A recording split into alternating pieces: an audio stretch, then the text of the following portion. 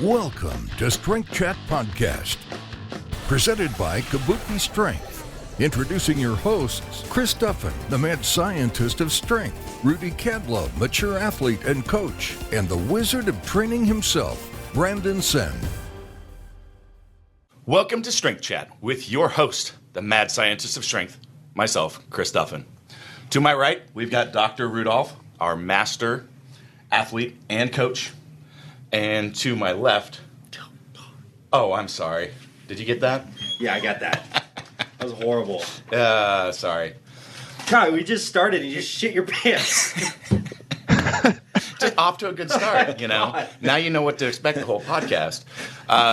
To my left, appreciating some good air quality is Brandon Sen. We need an HR department here. Andre, bring the poo spray in. So today, really happy to have on Ryan DeBell of The Movement Fix. And actually, I love, when we've got good podcast guests on here, it always gets me pepped up, which I need today, Ryan. So it's your job today. Like, I had a lackluster bench session today, and I've been like, bad session just gets me totally bummed out. And so you're on the spot today. You've got to get me fixed. Your bad bench press session is my optimal lifetime bench session, probably. So, well, thanks for having me on here. I appreciate it. I'm glad I'm not in that room with the same air quality. God. So, but I'm looking forward to next Friday swinging by. So, anyways, I appreciate you guys having me on here. Yeah, we're looking forward to having you actually in-house next week. And for those that don't know, I've done podcasts with Ryan on his podcast, The Movement Fix, so you can check that out. It was a really good piece on some shoulder health. I can't remember what else we talked about, but I remember it was a pretty damn good time. It was a great time, and it was one of the top 5 episodes that I've had so far. People really they really enjoyed the content. I think we talked about the methods that you use and a lot of shoulder stuff. Which people really enjoyed. So yeah, it was one of my favorite episodes as well. Awesome. Well, let's start off with talking about the Movement Fix itself. You're practicing chiro. You've got it's your own clinic, right? And yeah. But you've started this website and another website that we'll talk about here later. As well as the podcast, and I'm just wondering, what was the impetus? What are you trying to accomplish? How did you get to this spot? And tell us a little bit about the Movement Fix and how you got there. Yeah, a lot of it kind of happened by accident. I started when I graduated school. I started my own clinic out of school, and one of the ways that I marketed myself was by doing talks at local gyms. And then people they came to this. I was doing it for their athletes, and they said, "Hey, you should consider turning this into an event that people pay to attend." And after a couple of people told me that, I said, "Well, I'll try it." And then it turned out to be a pretty successful thing. And so then I kind of branded everything together: the workshops, and then my clinic, and sort of the online things that I'm doing into the Movement Fix. And really, it's out of I want people to know how to move their bodies and be pain-free. That's kind of like my mantra of the Movement Fix, and I try to achieve that through helping people one-on-one, in person, or via workshops, live events, and also via blog and podcast content. So that's kind of like the operating premise. But yeah, in a nutshell, that's essentially what it is. The all-encompassing brand of the things that I do. I thought I read on your site, and I thought it kind of encapsulated what you're about, where you said, I'm a chiropractor, but I'm really more thinking of myself as a guy who went to chiropractic school, but I like to help people in a lot of other ways. And I thought that was kind of interesting. Yeah, I think, we're all people who are trained with various backgrounds, and I don't think that what I do should be determined by my formal education background, but rather by everything that I've learned really sets the tone for how I help people. And so that's why I can't live in one camp, because then you put these self-limitations, or you put these limitations on yourself, and maybe you don't go into realms that really would be helpful for people because you're not, quote unquote, supposed to, because chiropractors aren't supposed to do that. So that's why I've kind of gone to that point where, yes, my formal education is chiropractic, but there's so much more to do to help people than just what most people think of as a chiropractor, which is manipulate joints.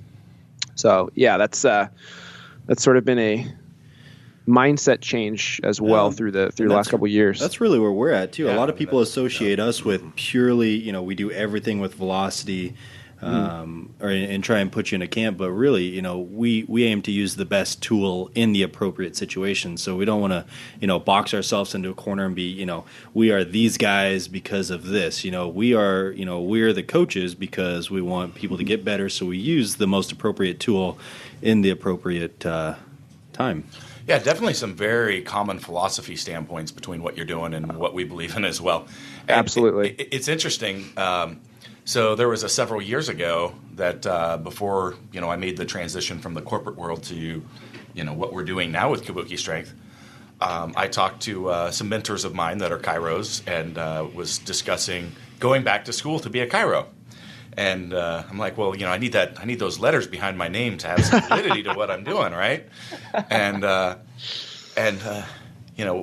of my good friends and mentors sat me down over beers, and he's like, "Is that really what you want?" And I'm like, "Well, what do you mean?" He's like, do you plan on practicing? And I'm like, well, no, actually, I don't, because I can't reach very many people in the world if I'm just going to focus on one-on-one, like trying to make a difference. I'm like, that's not what I want to do. I want to touch as many people as possible and get as many people working, better and living better. Our motto, living better through strength. But and that was kind of an interesting. And I just at that time decided, okay, I'm not going to school, but I'm going to end up doing the same thing as what I planned on without it, but not having those letters or initials, because I wanted. Like I said, we reach so many people with what we're doing. Right. So.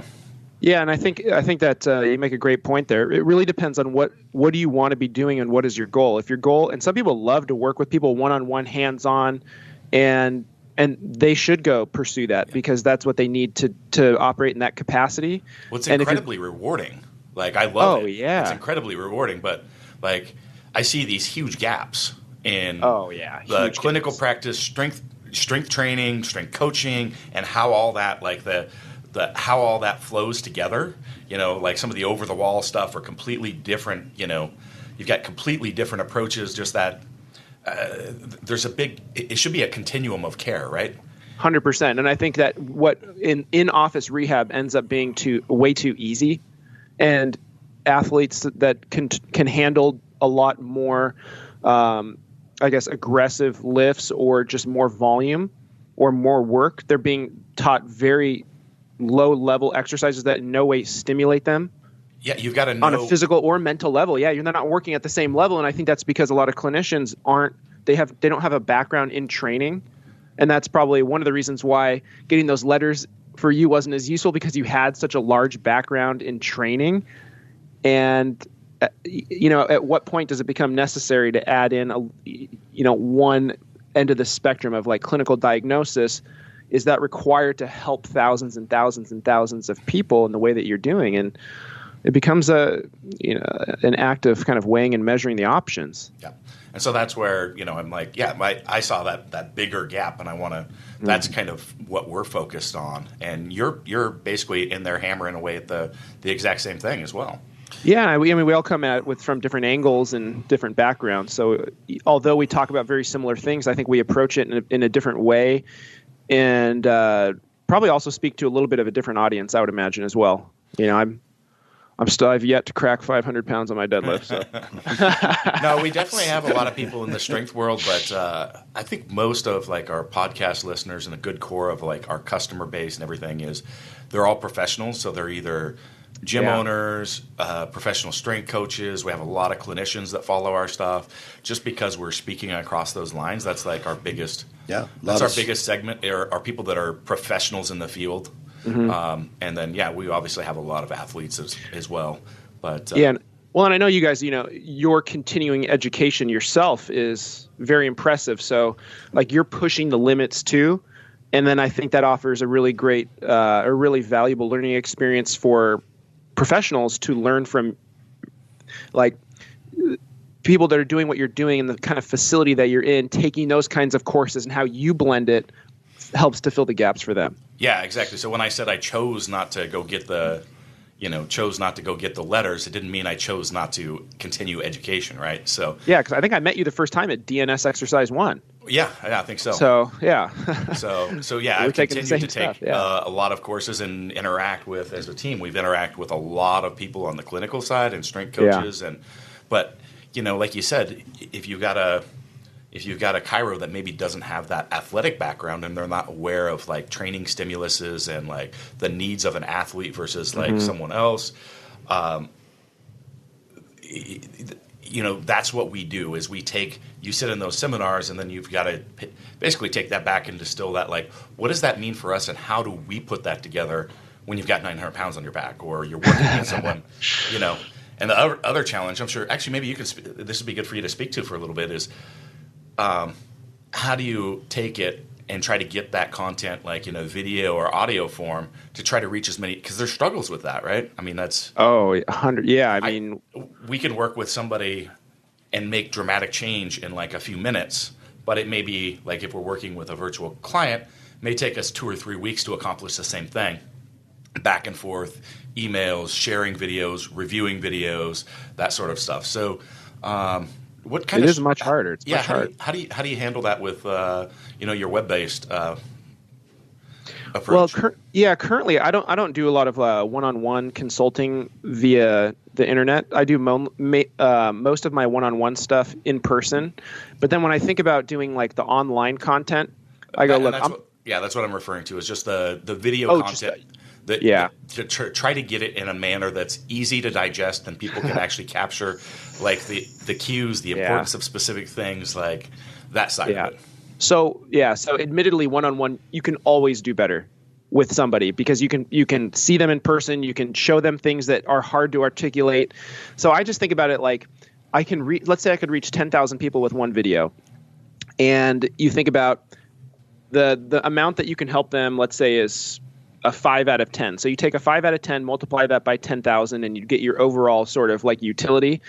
And if you helped a person one-on-one, maybe you get 10 utility, but it's only multiplied by 1. So although I cannot help everyone at a 10 out of 10 via the internet, I think that I'm helping a lot of people at a 5.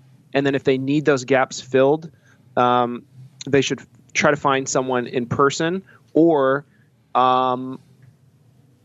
that becomes tough. I just don't know that it's attainable to be as good via video. So I just try to do the best that I can with the admission of it's not going to be perfect. And I think if you try to make it perfect, then it's hard to make any videos because you're too it makes you like worried about it being perfect, and it's not going to happen. Yep. Well, your written content though that you followed up with, I think has been good, and just so our listeners know, I mean, your background in terms of some competitions and where you train is on the CrossFit side of things, and you love CrossFit. I thought it was pretty fun reading the article about the 4 exercises you should never do, and the low back pain. Yes. And how a little bit of criticism on CrossFit and training the back to do the things that you exactly don't want it to do. Yeah, that was kind of a hard article for me to write because the exercises that I mentioned in that article would be things like doing sit-ups and GHD sit-ups, toes to bar and knees to elbows, and I guess you could almost throw burpees in there as well. Mm-hmm. And so I started doing CrossFit in 2007, and I didn't mention this earlier. I actually went to business school before I went to Western States. So I was in business school at the time, and I started doing CrossFit because I was doing bodybuilding before that, and I just got kind of bored. And eventually a few later, I ended up having quite a bit of back problems myself, low back issues. And it really took me out for like 18, almost 24 months. I had such severe back pain, like literally woke up every day for 18 months with back pain. And so I was like, this isn't good. I was essentially graduated from chiro school at that time. And I said, do I write an article about this, even though it's going to anger people, but it's pretty established science? And so I had to write that. I felt like it was almost my duty to write that to that population. Yeah.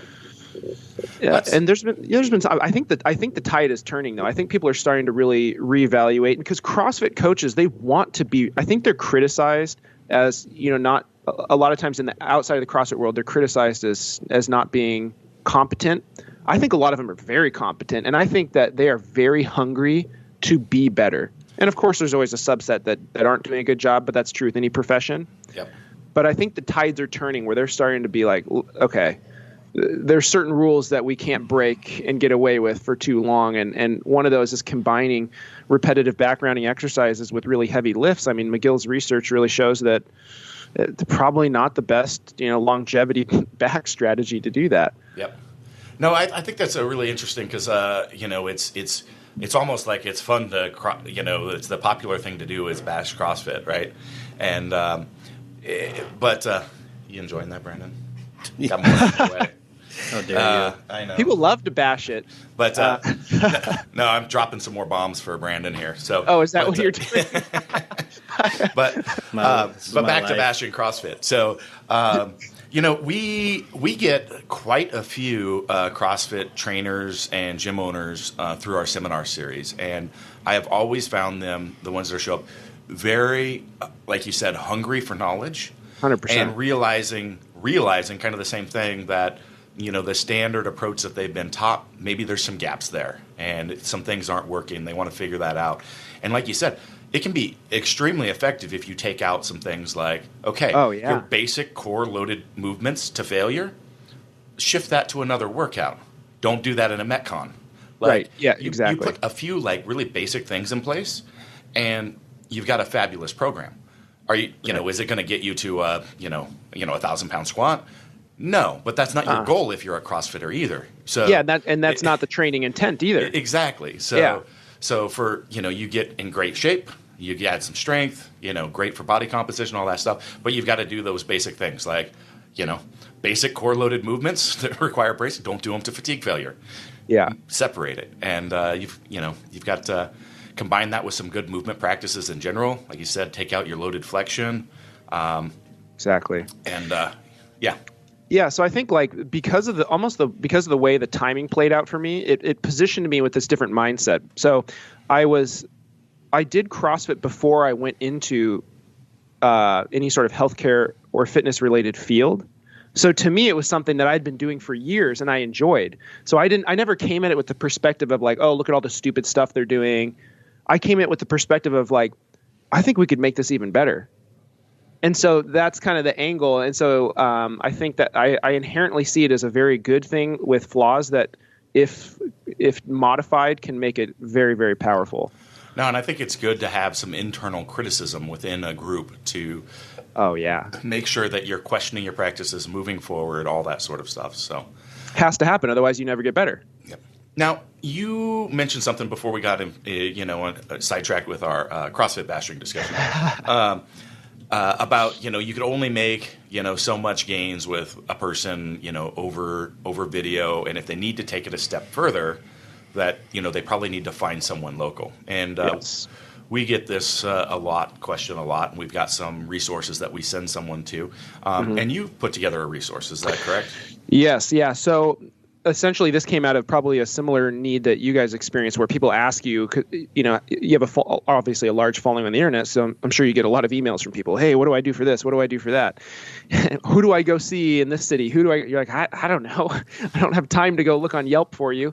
Yeah. So exactly. Let me Google that. Yeah. Oh gosh, you would never. How would you ever be able to do anything else? Well, and the other problem is is an athlete finding somebody that gets you and not gonna be a basic, like you said, in any profession, there's good and bad, right? 100%. So, and you want the good.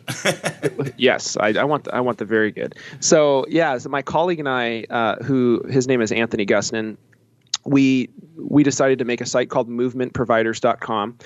And it's a free resource. So essentially, it is designed for any trainer, gym, coach, massage therapist, acupuncturist, chiropractor, physical therapist, anybody who works with people professionally in regards to movement or health or fitness or exercise. We want them to list their business on there for free so that people can find them, and you can and other providers can find other providers in other states or cities or different provider types. And what we did to make this very usable was we added in all the certifications. So when you make a profile, you can click, FMS, SFMA, DNS. So like the lingo is there, so that if let's say you guys were looking for somebody, you don't have to read someone's, did they put their certs in here? Do I know what those are? It's like a radio button. So it's already pre-written on the side. So you could quickly browse and be like, okay, this person's taken all these things. They probably get it. And so we there's a premium option on there, but we really wanted to offer a free listing to build the community so that payment wasn't a barrier to making it a great service. So we would encourage anybody to list on movementproviders.com, 100% free, just a resource, honestly, kind of to save ourselves time when we get those emails and to help people who do email us. So we didn't really feel like that existed because there's a lot of them that are tied to particular certifications, which I totally understand. If you want someone who does a certification, those websites should offer a way to find people who have that specific certification. But we wanted to make one that was third party so that it wasn't tied to just one thing. It's fully operational. I think we have around 170, 180 listings on there currently. Hopefully we'd like to get it above 1,000 so that anywhere in any city, people can find people of all different provider types. Excellent. So movementproviders.com? Yes. All right. Yeah. And are the providers vetted then or not? I mean, just you said that anybody could go on there. Anybody can go on there. There is an option if people want to be vetted. We have a verification option where we will look into the background of that provider as well as do phone interviews with them. So if a consumer or a person looking for a provider wants to make sure it is a vetted person, they can look for a verified listing. But part of that too was I don't want to. Let's say I had a different philosophy than a different provider. I didn't want to say, Ryan's opinion is this person is good or not.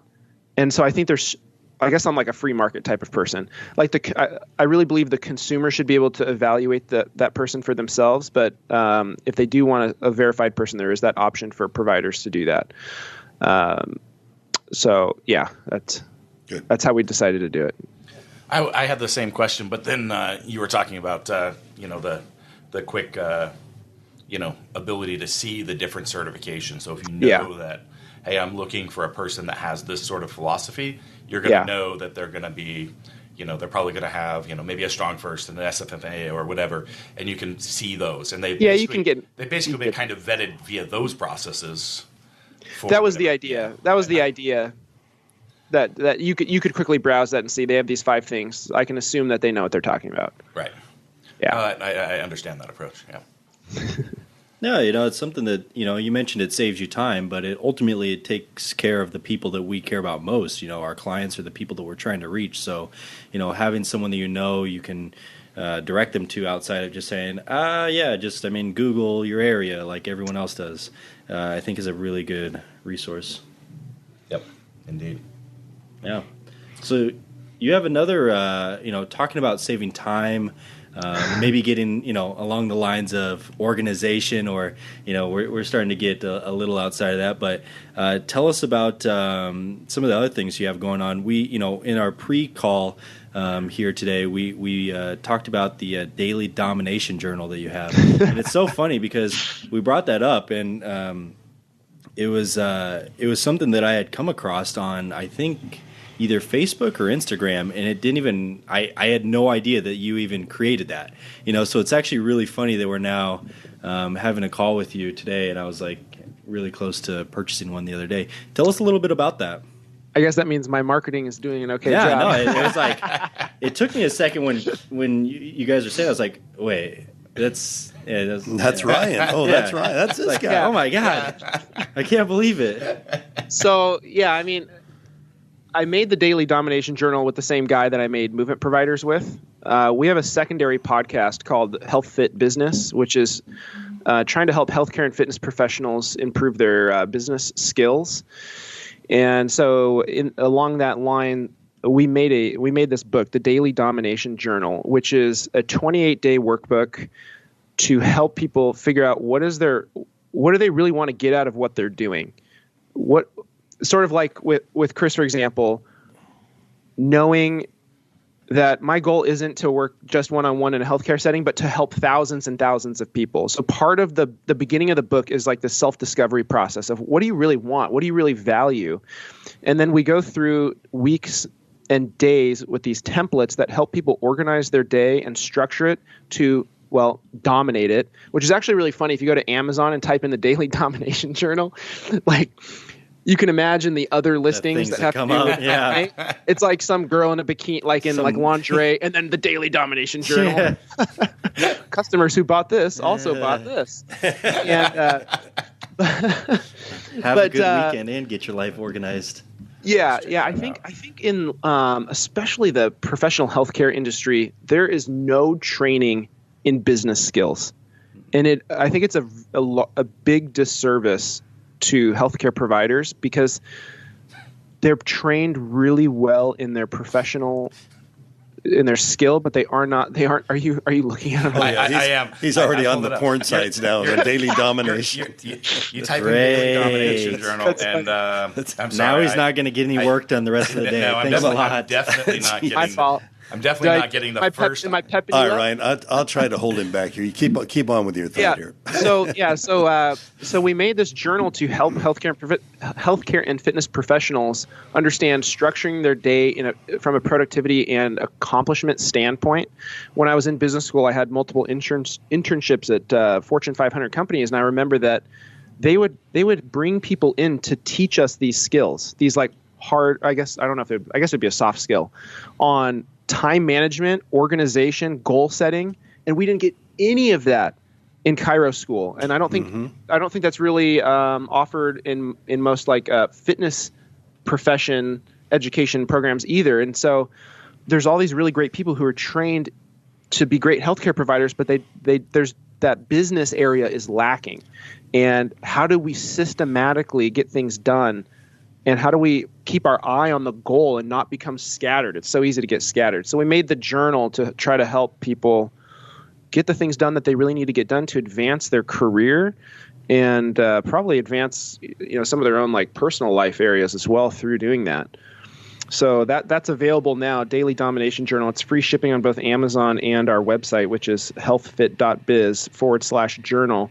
And we will do a coupon code actually for your listeners. We could do, I haven't made it yet. Should we do Strength Chat 10 for $10 off? That seems Perfect. reasonable. I like it. Yeah, we can do that. Let's do Strength Chat 10. That'll be 10, and that'll be $10 off the Daily Domination Journal from healthfit.biz/journal, and free shipping on that as well. So if anybody wants to do that, we can. I'll put That's that such up. a great idea. I mean, half the time we obviously get tons of questions about fitness, strength, movement, but then we also get another half of the questions we field are like, all right, well, how did you actually get into the position you're in? Yeah. And I bet you guys get a lot of that because you have do. such large exposure. People are like, how did you get to doing what you're doing? How do I get there? we're like, Yeah, I don't yeah, know. yeah. I mean, I don't even think we know. We're just like, we did some stuff. Yeah. I mean, there's a lot of trial and error, right? And then if you can document that in a way for other people, it can really help them speed that up. So in the beginning of the journal, there's a self-discovery, and then I'm assuming it takes you through a process of like slowly refining that down. And then at the end, what can our listeners expect to find out at the end of the journal? Well, I think by the end of the journal, people will realize that they had no structure previously to how they went about accomplishing tasks. And I think at the end too, they'll probably have like in terms of self-reflection, being like, what I thought mattered to me wasn't actually what mattered to me. And so that'll change your actions. And throughout the journal as well, what we try to help people do is build habits, because you can't directly access your circumstances. You access your circumstances through the day in and day out things. I mean, is it different than training? People, they want to deadlift or, change their body composition. It's not about wanting it. It's about the day in, day out things that you do. And and we know this for physical things, but for success or business related, there's like a disconnect there, because the same thing is true. You have to take that discipline and multiply it by time to get the result that's desired. So I think that in doing the book, it'll help to build those habits. And I don't know that you'll see dramatic results in 28 days, but it's really about how do you build that into your life. So I think that's what people could expect after 28 days.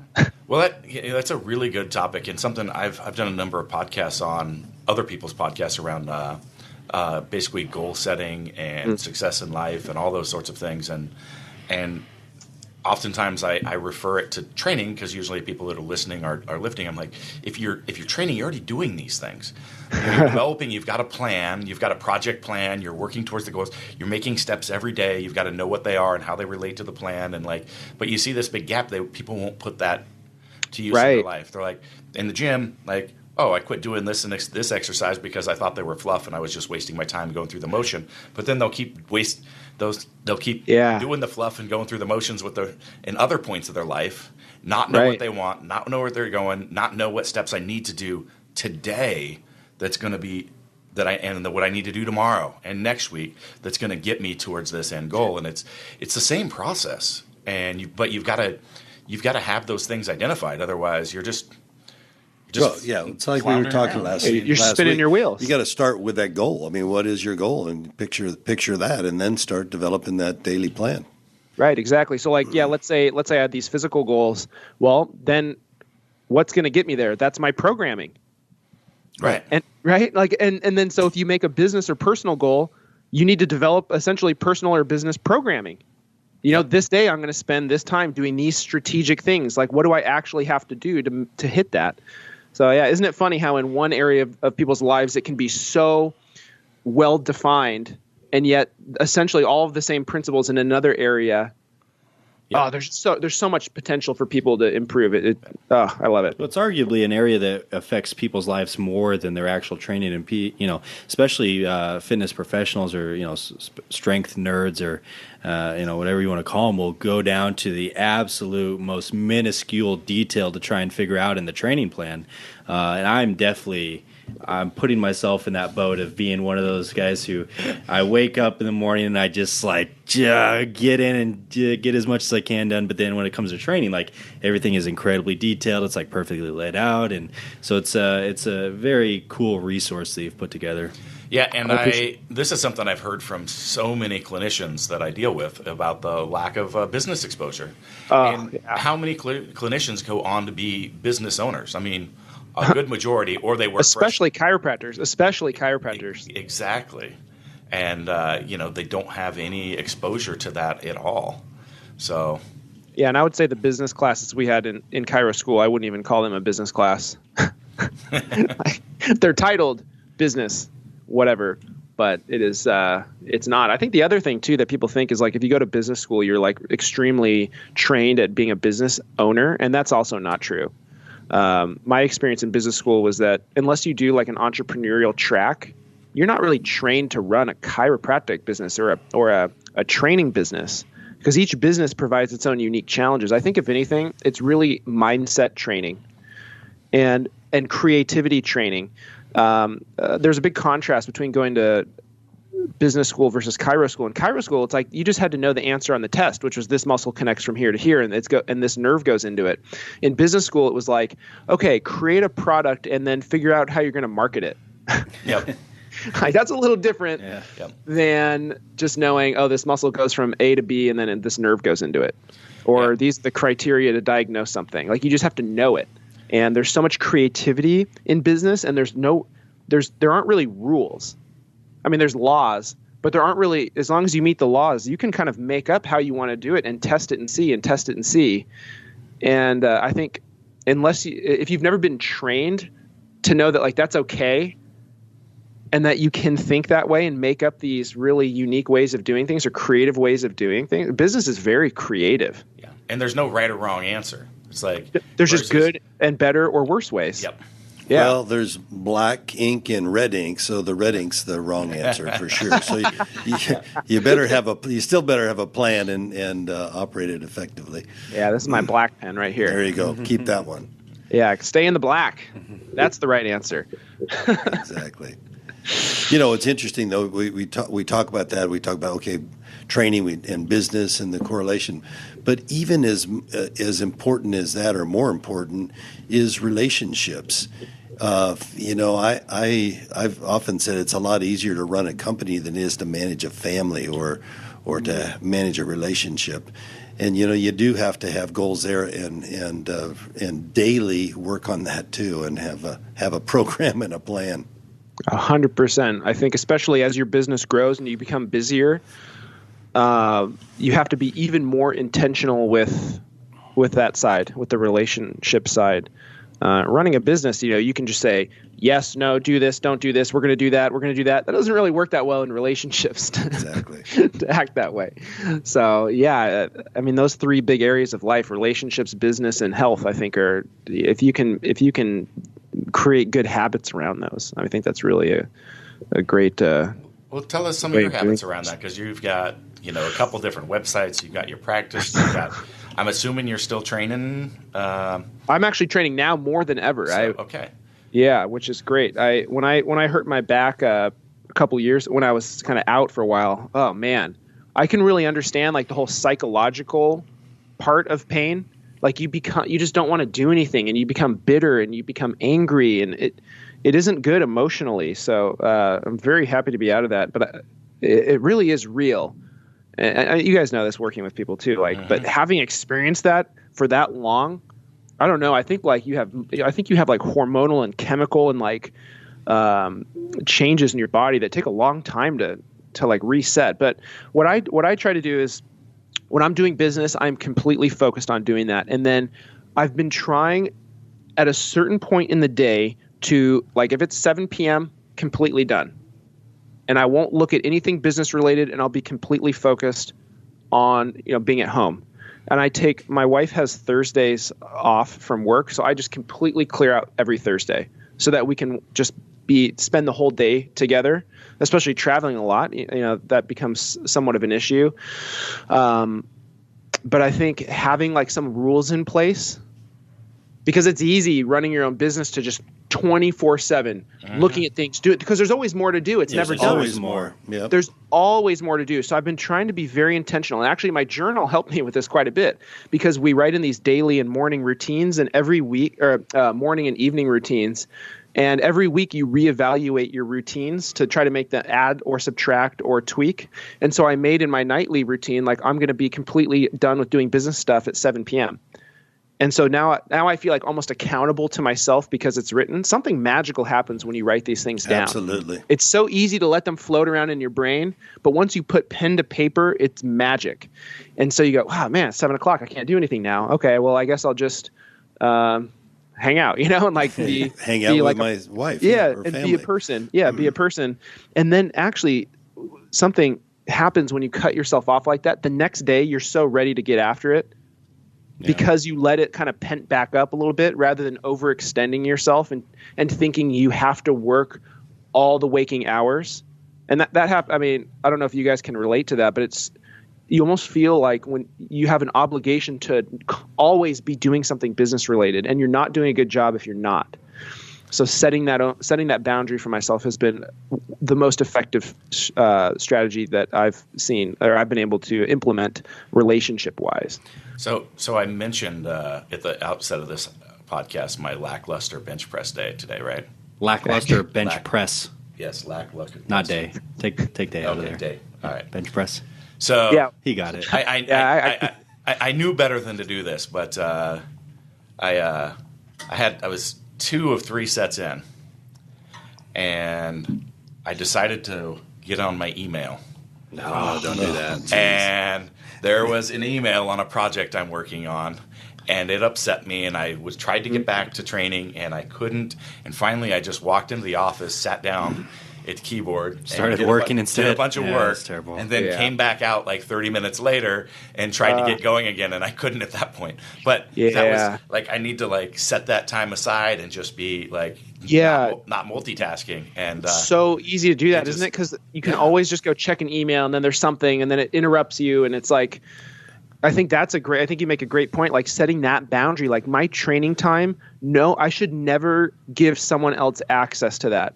And by checking email or by checking something else, I'm like allowing people to access the parts of my life that should just be for me or be for my family.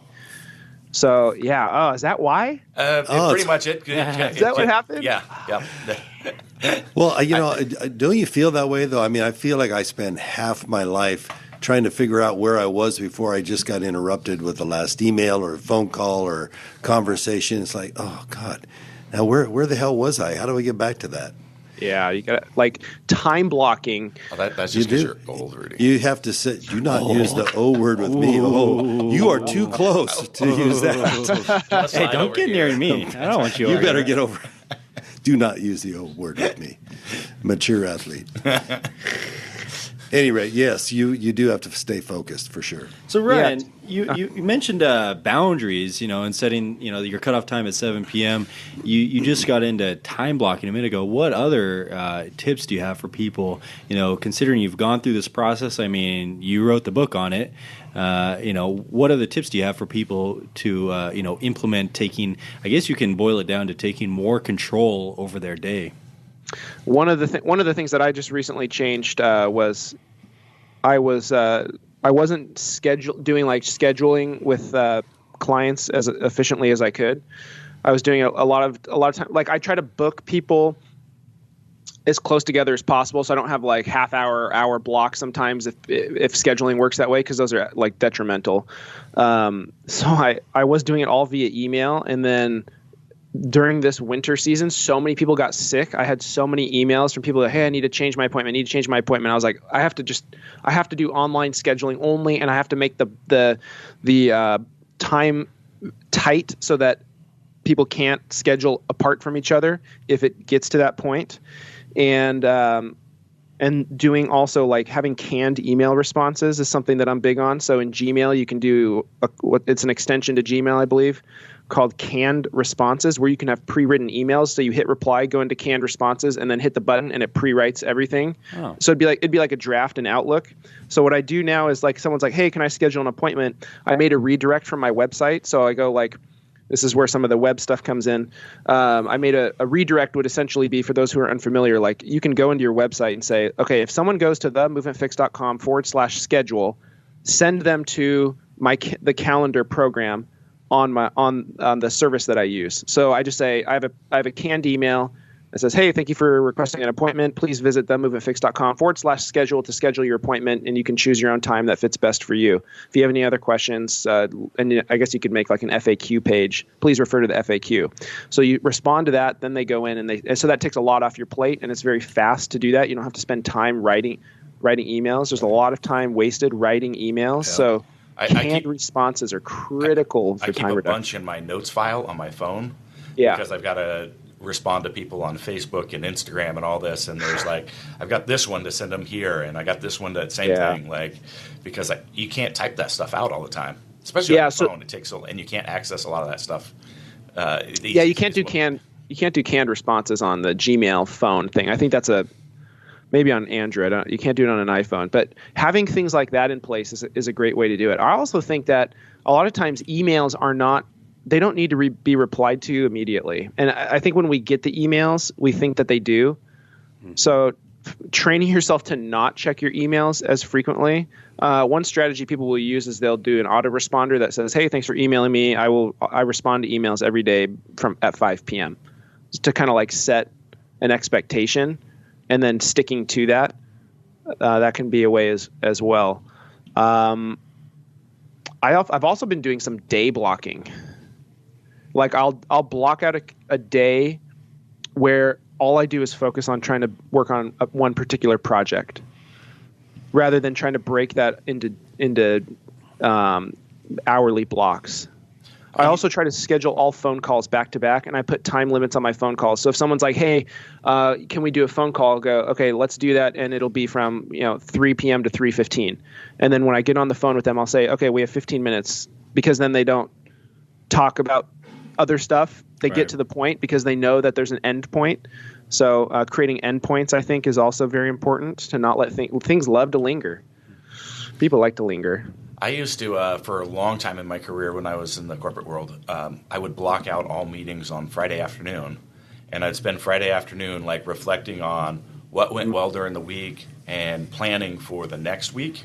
And so I'd have 2 or 3 hours like every Friday afternoon wouldn't let anything go on my schedule, and that was a pretty useful process. Yeah, I think also preparing for the upcoming week or upcoming day beforehand. Absolutely. And that's exactly what it was like. That was my yeah, that's what you're time doing, for right? the Yeah. following week. Yep. Yeah, I if mean, you what's can do the it famous... every day, it's really great. Yeah. Yeah, so part of the journal is that in the nightly section of the journal is like planning the next day and like what do I need to get done tomorrow, that type of stuff. But I think the famous quote, I think it's an Abraham Lincoln quote, which is, if I had 6 hours to cut down a tree, I'd spend the first 4 hours sharpening my axe. So spend time preparing, and it will save time during execution. But if you don't prepare, then you get in this like, you feel almost like hurried or scattered to actually do the task. But if you spent a little more preparation time, you would have been able to execute very efficiently and effectively. Yeah, people make to-do lists. That's, it's a great way to see what you're doing, but you also have to prioritize those things, because oftentimes people make a 20-item to-do list, and the first things they want to do are all the easy things, get them off the list, but the most important things they never get to is they run out of time. So So in the book we call those things the first fears. So the night before or the morning of, you'd write down, what are the 2 things today that I must accomplish in order to have today be successful? Exactly. And do those things first. I think another strategy too would be taking your to-do items and putting them on your calendar so you schedule time for them. Because if they're on your calendar, you're like, oh, it's 1 and I'm supposed to do this from 1 to 1:15. You're more accountable to that than it being on a list that is not connected to any sort of time. So it allows it to just, I'll do this in a little. I'll do this after I eat, or I'll do this after I train. So that could be a way to make sure those things get completed as well. And back to the basics of knowing the goal. What I found, especially when I was doing like turnaround work and like taking over for teams that weren't successful or managers that weren't successful, is that it wasn't because of lack of work. Oftentimes, often they were really, really, really busy and working all the time, but they were filling their time to make themselves feel busy. It was just, again, it was tasks, and they like doing this report, doing that. Like, there's just not enough time in the day, but they weren't spending the 5 minutes, like, doing this one, it was fluff work. It was work. And they were really busy, really stressed out, always more to do, but it wasn't things that were driving change in the business, driving change in your life, driving you to achieve that goal that you need. And they felt busy. There's not enough time in the day, but you have all the time there is. Exactly. And can't so make it it. comes down to that like prioritization and knowing what the goals, knowing what the goals are and the steps that you need to take to get there. Yeah, what are the things that are going to move? I call it moving the needle forward versus maintaining the needle. Yep. And identifying the moving the needle forward tasks or activities versus just maintenance. And then there's things that do neither, and those should probably just be eliminated. That's what I say is always first step when you're evaluating that type of situation is just look at everything that you can eliminate, and eliminate too much and then come back and go, oh, well, this one I shouldn't have. I need to add that back in. I do actually need to do laundry, But I think, But then from there is, okay, now of the stuff that I've got, what can I automate? I can get an online scheduling system. I can get da-da-da. Like, so step 1 is don't do anything. Try to be as lazy as possible almost. Like, don't do the activity. Then if you have to do it, try to automate it. And then if you can't automate it, then we've got to actually move it into our task list. So I think Bill Gates said that, and it might have been somebody else. So it was somebody like at that level, that he would try to hire the laziest person to do the job because he knew they would do it in the most efficient way possible. Like, they'll be like, I just do it this way and it gets it done fastest. And they go, oh, that's actually really smart. Yeah, exactly. Well, it looks like we're starting to bump against time a little bit here. Do you have any last words that you want to get through on today's show? I think we covered a lot of great things and gave people a lot of things to use to evaluate themselves and chew on. So I think I like it how it is. I think I'm really pleased with this podcast. It was definitely a different stream of thought and discussion than we've had on the ones so far, but really, I think, valuable to anybody in our audience. Necessary. So, Yeah, I've got some tasks I need to get done to move the needle forward today yet. It's 3:00, so... Oh, I would say this, actually. I don't know that I mentioned this. I did mention that I had 2 podcasts. The other one is called the Health Fit Business Podcast. And those are about 15 to 20-minute episodes on things like how to outsource tasks, how to find and train virtual assistants, how to automate certain things. So it's dedicated specifically to those topics. So that may be a resource for people who want more stuff specifically like this for them to tune into as well. So that was the Health Fit. What was it again? Yeah, Health Fit Business Podcast. Great. Yep. And then don't forget, if you want, was it 10% off on the... Yes, 10% off the Daily Domination Journal Strength Chat 10. All right. $10 off. And, Thank you so much, Ryan. Don't forget to check out Movement Providers and Ryan's main website, the Movement Fix, as well. So awesome. Well, hey, I'll see you guys in a few days, I guess, huh? sounds good. See you Friday. Yeah, thank you. All right. See you, Ryan. Bye-bye. All right. Excellent, Ryan. I really enjoyed that. That was a good one. Yeah, we went Really down good. a different path. I loved it. Yep. It's good. No, it was really good. So Got to get us some of those books. yeah, that's so funny. Oh, yeah, he didn't I even will- know it was you. It's so funny. Oh, you want to know something really? So my friend Anthony, who we went to school together, and he started like 2 supplement companies now, and doing very well for himself. And someone bought his like supplement, and the book is we're just running it through his supplement company's payment processor right now, just because we wanted to set it up quick. We haven't changed it yet. And he said this guy emailed him and was like, "Hey man, I think I got charged for supplements I didn't buy." He's like, "I don't know why it's doing this. Can you refund me?" And he looked. He's like, "I don't show any record of you buying supplements." And the guy emailed him back like the next day. "Oh yeah, they said it was like for some book I bought, the Daily Domination Journal. I don't know why that would be showing up like this." And he said, "Oh, I wrote that." And I was like, "You wrote this book?" And then Anthony goes, "Yeah, and I also made this website, movementproviders.com." And the guy went, "I just signed up on that website." I had no idea. That's so funny. Yeah, I mean, I guess your outreach marketing is working really well. Just gotta put your name on it. I'm not used to being like invisible behind the scenes, I guess, for like the way I've been doing things. So it's kind of fun. Yeah. But I'll send you guys. I'll order some today and have it sent to your facility. that'd be Should I just have it? Should I just have it sent to the gym? Yep. Would that be the best? That is the best. That's Okay, yeah, cool. it's our only address, really. Yep. Perfect. So I'll put that order in today and have those sent to you guys. Can't Great. wait. So I'll send 5 over. We're about to get so much Great. more done here. That's Yeah. right. Well, Because thanks. our plan here is world domination. So this is the unofficial. Yeah, team please come world out with a domination. version 2 of like how to dominate the entire world next, Yeah. because That's Well, you We'll gotta, get the day you gotta then. start Then with we- daily domination. we'll start We're with the gonna day, dominate and then the we'll world. get to the week, and then maybe the month. Yeah. We're doing. We're actually making version 2, which is going to be 3 months with an online beginner's course that like comes along with it, and then we're going to make 3 additional online courses about how to do some of these things as well. I mean, you guys are obviously Awesome. doing amazing things, so I don't know for how it. applicable it would be to you, but You never know. We're always learning. there's always things Yeah, to I learn could from use other it. people and different ways of doing things too, right? Yeah, I'm looking forward to that. And Yeah. we'll see you here Friday. All right. We'll see you Yeah, I'm Friday. excited. I'm looking forward to the in-service. Thanks for inviting me. Thanks, Ryan. All right, see All you right. Friday, Ryan.